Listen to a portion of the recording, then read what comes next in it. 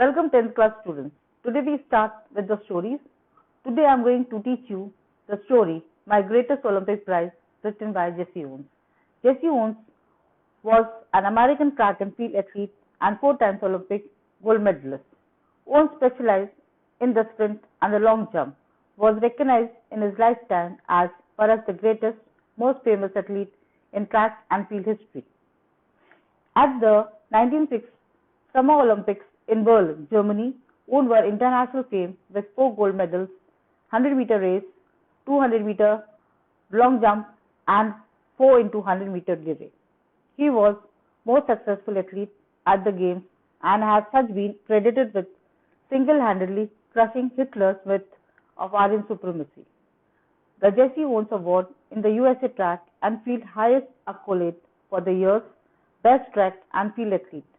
Owens was ranked by ESPN as the 6th greatest North American athlete of the 20th century and highest rank in the sports. Now, let's go for the plot, that is overall plot, which is given on the PPT. You can go through it and read it out what is given on the plot.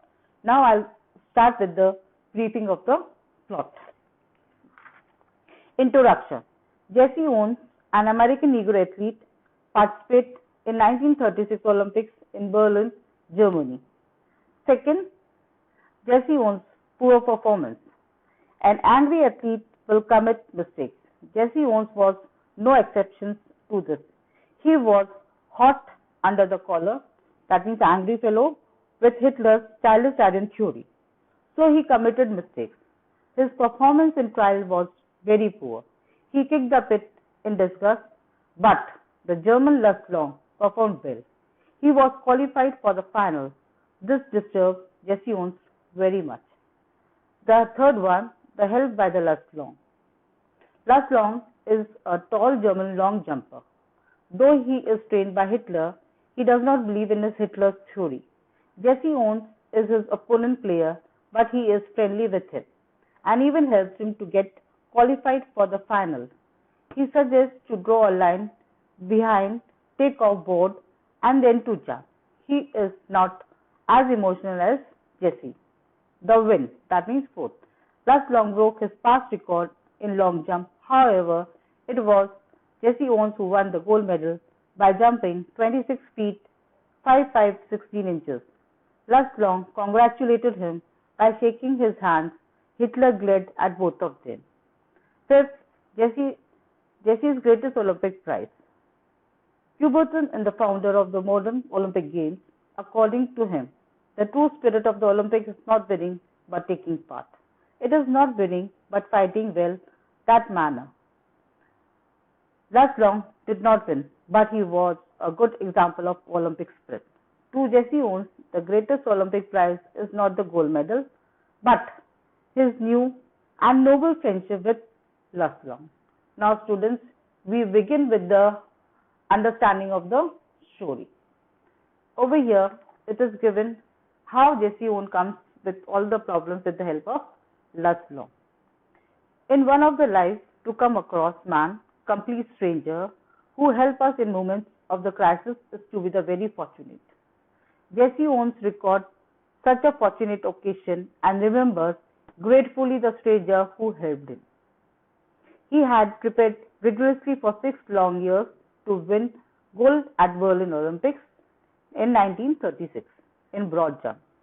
Adolf Hitler, eager to prove that Germans were superior race, wanted his German athletes to do well in every event.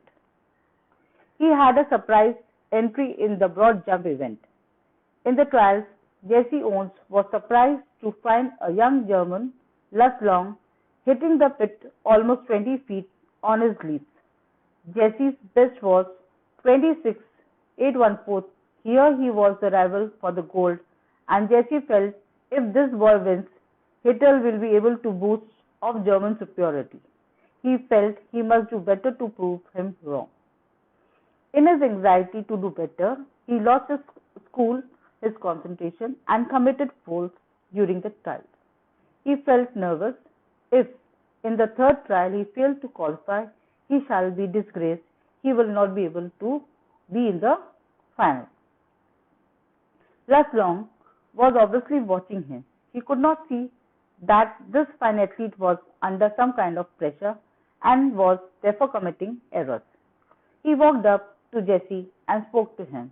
He seemed to understand my anger, writes Jesse Owens. Though he did not tell him, he took pains to reassure me. He said, "You should win with your eyes closed." Then he proceeded to give me Jesse some tips to avoid the errors he was committing. Jesse, in his two trials, had jumped from several inches beyond the take of the board. Last suggested he draw a line few inches back of the board and the aim at taking off from there. Jesse not only qualified but went on to win the gold the next day.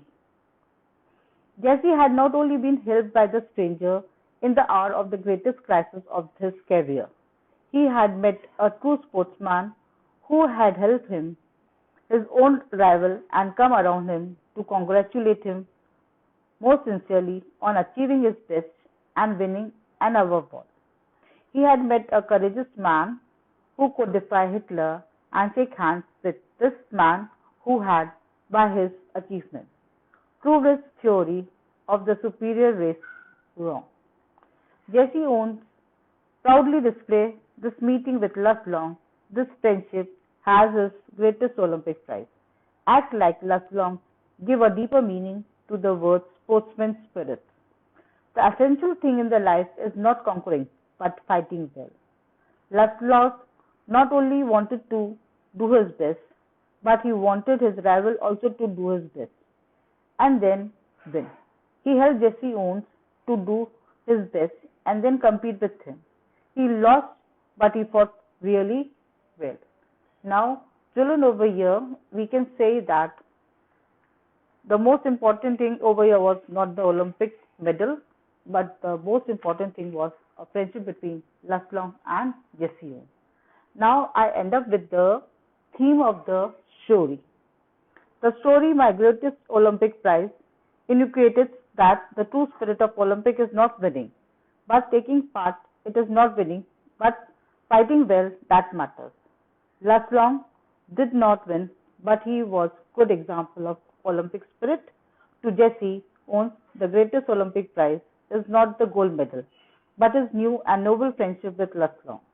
The story shows that the true friendship cannot be slave to racism or ideologically on its meeting of the minds and hearts.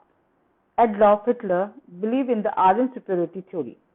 He thought that his German athletes belong to the master race and they will perform better than other participants. In 1936 Olympics, Berlin, Les Long, though trained by Hitler, he did not believe in Hitler's theories. Les Long believed that it is not the winning but taking part that is significant. It is not winning but fighting well that matters. Les Long did not win, but he was a good example of true friend. He motivated Jesse to show his best and win. To Jesse Owens, the greatest Olympic prize is not the gold medal, but his new and noble friendship with Les Long. I hope, children, you must have understood the story, and with this, I end up my story. Thank you.